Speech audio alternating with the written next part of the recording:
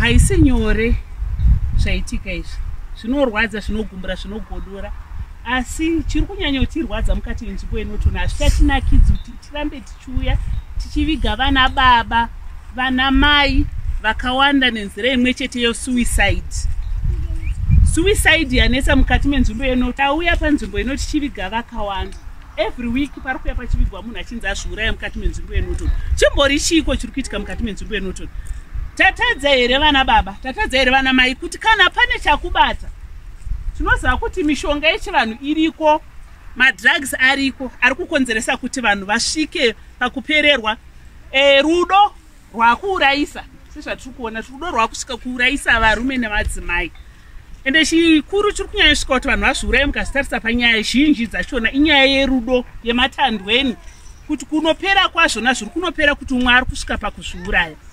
Hama dzangu, kana ukasvika kuti wadzudzwa nedambudziko, kana kuti mumba mauri kugara chaimo, kana kuti mubereki wauinaye matadza kusvika pekuti mutaurisano waremerwa, buda unowana waunoshiya naye, utapudze dundundu rirerukirwe. Hapana chakaipa sekuti unosvika pakuzvipfuudza, kuvigwa kunge mhuka nekuti wazvipfuudzwa, nekuti isusu sevanhu tiri maZimbabwe tine tsika dzedu dzatinotevedzera. Chinove chinhu chakashata. Chimwe chandirwadza kuti mukomana asvika pakufa asina kusiya mhodzi panyika. Zvichimboitwa nei? Ndiri kudzoka kwamuri vana mai. Hunhu takaisepi? That bond yekuti uri mai, mwana wepa next door mwana wako. Makaisepi vana mai? Bond iyoyo. Mwana wepa next door ukamona hasi murume mwana. Ngatichengetedzei vana, tichibatsirana nevamwe vabereki.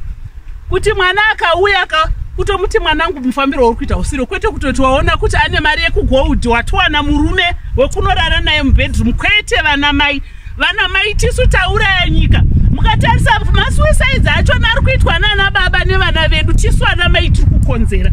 Tadii tadzokera paumai hwedu hwepakutanga wataizikanwa nawo kuti kana muna mai muraini ro rine chiremera, pamusha kana mai varipo panext door patori nechiremera, nekuti pana mai vepanext door. Hachisi chiitiko chakanaka ichi Norton, chiitiko chinonyadzisa, chinochitukisa sana amai.